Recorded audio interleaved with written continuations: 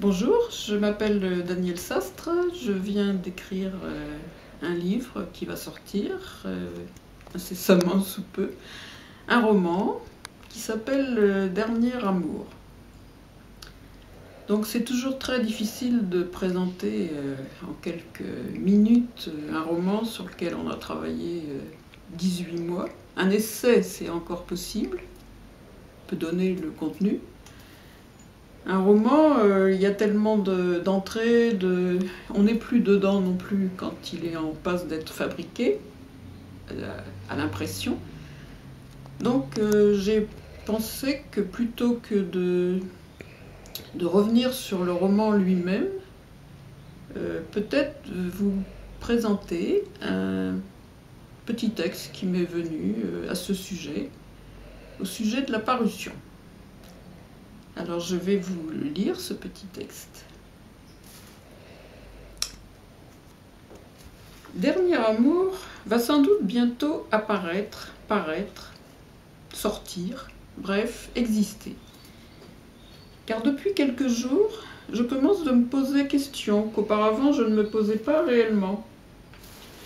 En cours d'écriture, bien sûr, mais aussi durant la fabrication, ce qui n'est pas la même chose, la même étape.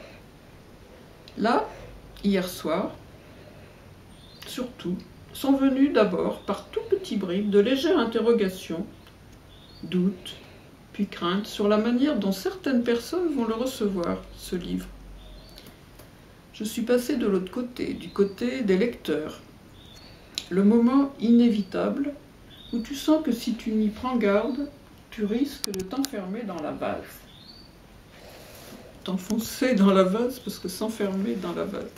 Je n'entrerai pas dans le détail de ce processus habituel. Cela n'a pas grand intérêt, même pour moi, cela n'a pas d'intérêt.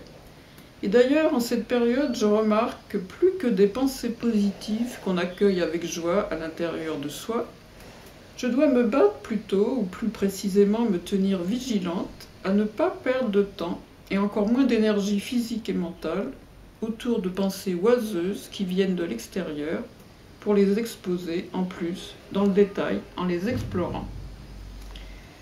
Mais tout de même si elles voguent, viennent et repartent, ces idées dont je ne veux pas sont par moments bien là dans leur inutilité.